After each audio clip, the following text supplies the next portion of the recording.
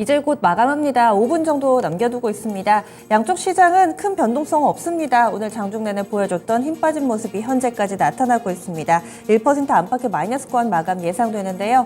코스피 지수입니다. 전고래일 대비로는 0.95% 하락하면서 2456.47포인트 선, 3거래일 만에 하락 전환되며 거래 마무리될 것으로 보입니다. 그리고 지수를 봤을 때 장중의 변동폭이 크지 않았었죠. 장중의 저점이 2453포인트, 그리고 고점이 2466포인트였는데 저점에 약간 더 가까운 상태로 거래 마칠 예정입니다. 아직 주요 이동평균선들과는 좀 거리가 있는 상황이고요. 다음은 코스닥 넘어가겠습니다. 코스닥이 좀 더 밀립니다. 1.62% 하락하면서 820선대 초반에 턱걸이 나옵니다. 821.93포인트 선 기록하고 있고요. 13포인트가량 내주는 모습입니다. 역시나 3거래일 만에 하락 전환됐고 오늘 장중한때 20일 이동평균선 터치가 좀 있었거든요. 이동평균선을 정정해서 말씀드릴게요. 200일선이네요. 200일선 터치가 있었는데 이 부분을 뚫지를 못합니다. 어제장 대비로 다소 좀 밀려 내려가는 모습을 보여주면서 장중에는 살짝 좀 터치하면서 출발을 했었지만은 여기에서 저항에 좀 부딪혀 있는 코스닥 지수의 모습이고요. 다음으로는 오후장에 특히나 좀 많이 밀리기 시작했었죠. 12시 1시 구간을 기점으로 해서 전반적인 지수가 좀 빠지는 모습이었는데 이스라엘 쪽에서 뉴스가 나왔습니다. 가자 지구 내에 모든 민간인의 남쪽으로의 대피를 촉구한다. 이스라엘 군도 그랬고 또 유엔 쪽에서도 이런 발표가 나오면서 이제 중대 작전에 들어가는 것 아닌가. 며칠 내에 이 빠른 시일 내에 지상군 투입이 유력시된다라는 보도들이 하나둘씩 나오면서 더 투자 심리가 위축이 됐습니다. 종목군도 이에 따라서 즉각적으로 반응이 나타났습니다. 분위기가 좀 바뀌었는데요. 오늘 12시, 1시 즈음에 이 전쟁과 관련된 종목군들 정유화학, 석유도소매라든지 그리고 또 방산주들이 강한 상승세를 보여주기도 했습니다.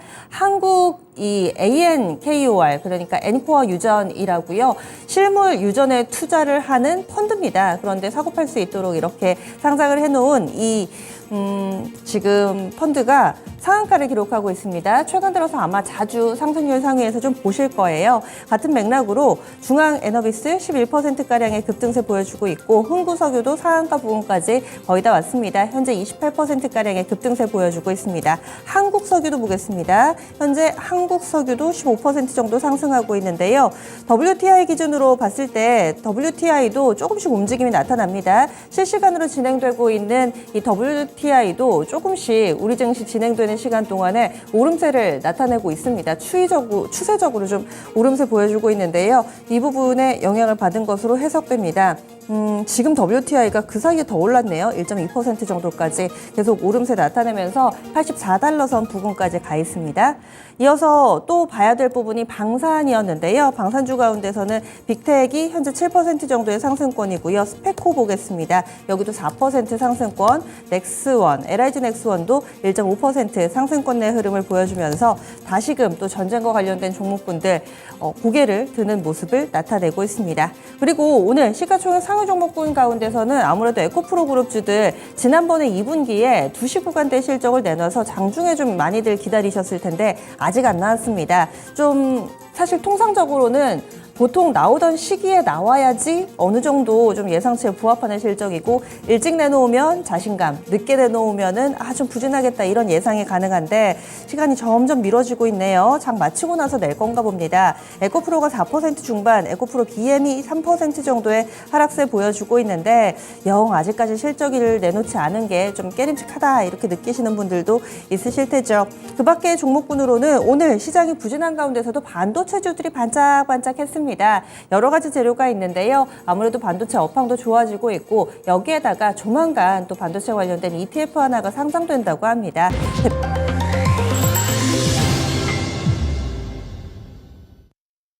10월 13일 금요일입니다. 국내 증시는 이렇게 거래 마쳤습니다. 물론 오늘까지 올랐으면 좋았겠지만 에너지가 다소 떨어지는 그런 금요일이었습니다. 다음 주장 잘 준비가 되셨을까요? 그러면 주변국 상황 살펴보겠습니다.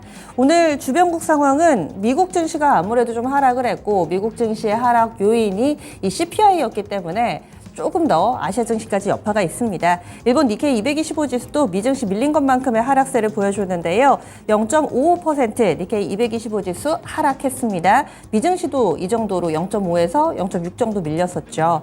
니케이 지수 32,315.99엔에서 일본 증시는 거래 마쳤고요. 다음은 중국 넘어가겠습니다. 오늘 한중일 나란히 별로 안 좋네요. 중국도 마이너스권 기록하고 있는데요. 상해종합 기준으로는 0.77% 하락, 3,084포인트 구간 기록하고 있습니다. 그리고 심천 쪽도 1%가량의 약세권 내 흐름 띄고 있습니다. 지금 미국의 야간 선물 쪽도 볼게요. 아마 이쪽 지정성 리스크나 이쪽 보시는 분들은 나스닥 야간 선물이 살짝 하락으로 돌아섰는데 뭐 큰 폭은 아닙니다. 그래서 한중일 상황 부진하게 마무리가 됐고 미국의 야간 선물도 움직임이 지금 조금씩 약세로 나타나고 있고요. 거기에다가 원자재 쪽의 상승 움직임, 유가가 보통은 거래가 많은 시간이 아닌데 지금 꽤 많이 오릅니다. 이 부분은 꼭 점검을 해보셔야 되겠습니다. 오늘 밤 미증시에서의 방향성 보셔야 될 것 같고요. 다음으로는 환율 넘어가 보겠습니다. 원달러 환율도 방향이 바뀌었습니다. 그동안에 부지런히 제자리를 찾아가다가 오늘 하루 만에 또 갭상승 출발하면서 원달러 환율도 많이 올랐습니다. 1350원 선 언저리 맴도는 하루였는데요. 오늘 장에서 밴드폭은 사실 좁았습니다. 3원 정도밖에 안 됐는데 1347원에서 1350원 사이의 밴드였고요. 만약에 1350원을 강하게 뚫는다면은 이 오버슈팅이 짧은 기간 내에 나올 것이다. 직전 고점 1360원 정도도 열어둬야 된다라는 분석들이 있었습니다. 오늘 종가상으로 보자면은 11원 50전 올랐습니다. 1350원 딱 맞춰 놓으면서 거래를 마쳤네요. 이렇게 환율 동향까지 정리해봤습니다. 그러면 국내 증시 어떻게 마감되는지 보시죠. 시황센터 다녀옵니다. 네, 국내 증시 마감 상황 함께 알아보도록 하겠습니다. 전거래일까지 상승해줬던 국내 증시, 오늘은 아쉽게도 파란불로 거래를 마쳤습니다. 미국에서 진정세를 나타냈던 이 국채금리가 다시 한번 상승하면서 증시에는 부담감으로 작용이 됐는데요. 코스피 지수는 어떻게 마감을 했을지 코스피 상황부터 확인해 보도록 하겠습니다. 코스피 하락하며 거래를 마쳤습니다. 0.95% 하락했고요. 2,456포인트 선에서 종가를 기록했습니다. 오늘 하루 종일 거래 대금은 7조 원 넘게 포착이 됐습니다. 분봉 차트 확인해 보겠습니다. 오늘 개파락 출발했던 우리 증시입니다. 코스피 지수는 전거래일 대비 0.87% 하락하며 출발을 했는데요. 하락권 내에서 자잘자잘한 등락이 있었지만 전체적으로 봤을 때는 이 하락권 내에 횡보하는 장세가 펼쳐졌다라고 보실 수가 있습니다. 수급 확인해 보겠습니다. 수급 확인해 보시면 오늘은 전체적으로 차익 매물이 많이 빠져나갔습니다. 개인 투자자들만이 홀로 4천억 원 넘게 매수하면서 4,225억 원 매수 우위를 나타냈고요. 반면에 외국인과 기관은 함께 매도했습니다. 외국인 투자자들이 1,613억 원 매도했고요. 기관 투자자들의 매도 폭이 더욱더 컸습니다. 2천억 원 넘게 포착이 됐는데 2,831억 원 매도 우위를 기록하며 하루를 마쳤습니다. 업종별 흐름 확인해 보겠습니다. 오늘은 전체적으로 시장의 분위기가 좋지 않았던 만큼 하락했던 업종이 훨씬 더 많이 포착이 됐는데요. 오늘 기계 섹터가 2% 넘는 하락세를 기록하면서 2.62% 밀려났습니다. 운수 창고 섹터에서도 2.24% 약세가 포착이 됐고요. 건설 섹터가 1.38%, 의약 업종이 1.25%, 철강 금속이 1.13% 하락했습니다. 전반적으로 봤을 때 이제 금리 인상에 대한 부담감이 다시 한번 수면 위로 떠오르고 있고 지정학적인 리스크다 뭐다 해서 전체적으로 시장의 분위기가 불안한 상황입니다. 따라서 건설 섹터라든지 철강 금속 같은 섹터에서도 1% 넘는 약세 흐름이 포착이 됐고요. 또 국제유가가 다시 한번 올라주면서 운수창고에서도 2%대 약세가 기록됐습니다. 상승했던 업종들 확인해 보겠습니다. 오늘 상승했던 업종은 그렇게 많지는 않았는데요. 보험업종, 음식료품업종, 전기가스, 섬유의복과 종이목재 섹터가 소폭이나마 올랐습니다. 보험업종이 0.6%가량으로 가장 큰 폭으로 올랐고요. 나머지는 일제히 강보합권 수준에서 마무리를 지었습니다. 시총 상위 종목들 확인해 보겠습니다. 오늘 시가총액 상위 종목들 전반적으로 혼조세를 나타냈는데요. 코스피 시장에선 하락했던 종목들이 훨씬 더 많이 포착됐습니다. 저는 반도체 투톱부터 확인해 보도록 할 텐데요. 반도체 투톱 확인해 보시면 삼성전자라든지 SK하이닉스의 주가가 어느 정도 엇갈리는 흐름이 나타났다는 점 보실 수가 있습니다. 그리고 2차 전지 종목들도 어제까지만 하더라도 투자 심리가 나쁘지는 않았습니다만 오늘 같은 경우에는 하락하는 흐름이 나타났다는 점도 함께 체크를 해보셔야 될 것 같은데요. 우선 2차 전지주 같은 경우에는 차익 매물이 빠져나온 것도 있고 전체적으로 불안한 상황 속에서 매도세가 더 많이 나타났다는 점 보셔야겠습니다. 특히 테슬라의 영향도 있었는데요. 테슬라가 3분기 미국 시장 점유율이 급격하게 감소했다는 점도 부각이 됐습니다. 이 테슬라가 미국 시장에서 차지하는 비율은 올해 1분기에 62%에 달했지만 3분기엔 50% 수준으로 내려갔기 때문에 사상 최저치를 기록했다는 점을 시장은 주목을 했고요. 이에 따라서 2차 전지 셀업체들도 전체적으로 하락세를 나타냈다는 점도 체크해 보셔야겠습니다. 네, 그리고 다른 종목들도 확인해 보도록 하겠습니다. 다른 종목 확인해 보시면 네이버라든지 카카오 같은 종목군에서도 하락세가 포착이 되는 모습이었는데요. 우선 카카오가 1.03% 하락했고요. 네이버가 0.93% 하락하며 거래를 마쳤습니다. 네이버는 0.93% 하락한 19만 1,800원을 기록했는데요. 이 네이버와 카카오를 보실 때는 증권업계에서 실적 전망을 엇갈리게 제시하고 있다는 점도 보셔야겠습니다. 네이버 같은 경우 매출과 영업이익이 전년 대비 증가하는 반면에 카카오는 부진할 것으로 전망이 되고 있다는 점 보셔야겠습니다. 네, 반도체 종목군들 확인해 보겠습니다. 삼성전자는 오늘도 1%대 약세를 기록한 반면에 SK하이닉스는 0.4% 소폭 올라주면서 선방하는 흐름을 가져갔습니다. 12만 4,700원을 기록했는데요.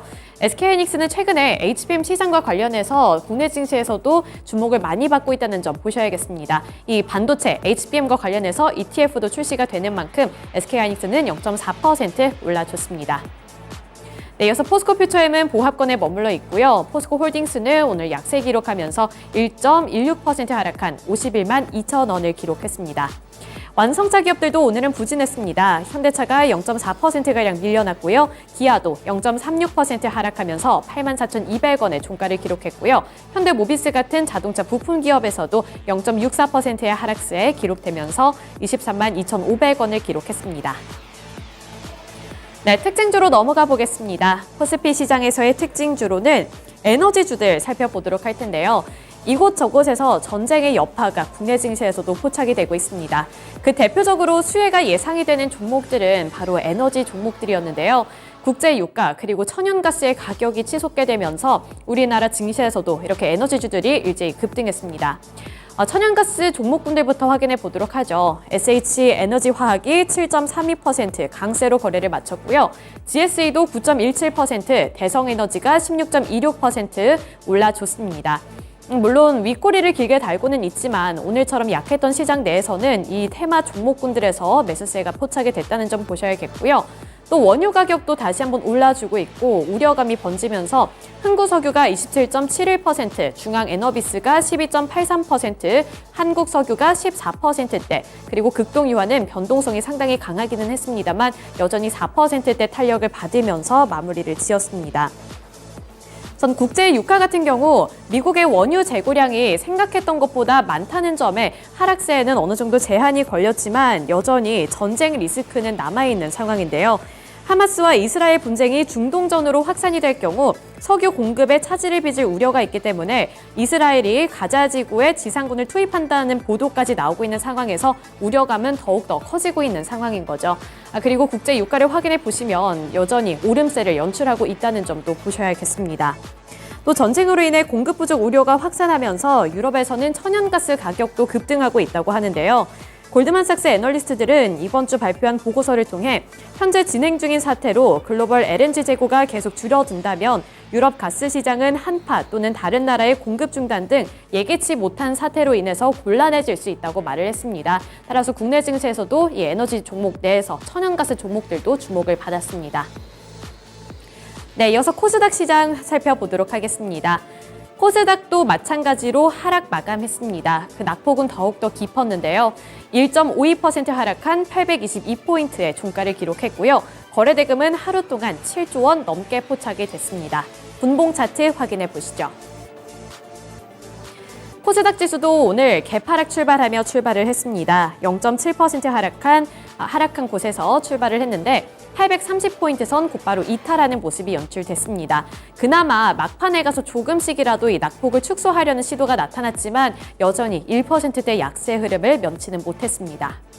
수급 보겠습니다. 코스닥 시장에서 개인 투자자들만이 3,801억 원 매수 우위를 나타냈고요. 반면에 외국인과 기관은 동반 매도세를 기록했습니다. 외국인이 2,724억 원, 기관은 1,013억 원 매도 우위를 나타냈습니다. 시총 상위 종목들 확인해 보시죠. 혼조세가 나타난 가운데 코스닥에서도 하락했던 종목군들이 더 우세하게 나타났습니다. 우선은 에코프로 그룹주들이 오늘 3%에서 4%대까지 낙폭을 키워나가는 모습이었고요. 오늘 에코프로 그룹주들의 실적 발표가 예정되어 있던 날이라서 많은 분들이 기다리셨을 것 같은데 아직 발표가 되지 않았습니다. 하지만 증권가에서는 에코프로 그룹주들이 실적을 안 좋게 발표를 할 거다라고 예상을 하고 있다고 하는데요. 이러한 부분들도 참고를 해보셔야 될 것 같습니다. 리튬 그리고 양극재 가격 하락이 재고평가 손실로 반영이 돼서 영업이익률이 하락할 것으로 증권가에서는 점치고 있는 상황인데요. 실적이 어떻게 나오는지에 따라서 다음 주에 에코프로 그룹주들의 주가 흐름도 판별이 날 것 같습니다. 네, 그리고 LNF도 2.89% 약세를 기록하면서 16만 1,100원 선까지 밀려났습니다. 포스코 DX의 경우에는 0.88% 올라주면서 나름대로 선방하는 흐름을 가져갔습니다. 반도체 종목군들 확인해 보겠습니다. 반도체 종목군들 확인해 보시면 HPSP가 눈에 띄는 상승률을 나타냈는데요. HPSP는 7% 넘게 올랐습니다. 35,200원을 기록했는데 증권가에서 고성장 궤도에 진입을 할 것이다 라는 전망을 제시하면서 강세를 기록했습니다. BNK투자증권은 동사에 대해 내년 초까지 실적 모멘텀은 약하지만 이후에 고성장 궤도에 다시 진입할 수 있을 것으로 분석했는데요. 따라서 이 반도체 종목군 내에서는 HPSP가 강세를 기록했다는 점 보셔야겠습니다. 그리고 전반적으로 제약바이오 섹터에서는 약한 흐름이 포착이 됐는데 알테오젠이 2.69% 하락했고요. HLB는 그나마 선방해 주면서 0.66% 상승했습니다. 그리고 셀트리온 제약의 경우 0.3% 올랐고요. 셀트리온 헬스케어는 0.63% 올라줬습니다. 네, 이어서 특징주 확인해 보도록 하겠습니다. 코스닥에서 특징주로는 곡물 그리고 사료 종목들 살펴보도록 할 텐데요. 역시나 마찬가지로 이 또한 전쟁의 여파였습니다. 이스라엘과 하마스 전은 아니고요. 이번에는 우크라이나 그리고 러시아 간의 전쟁 여파가 이렇게 곡물 또 사료주 쪽으로 영향력을 행사한 건데요.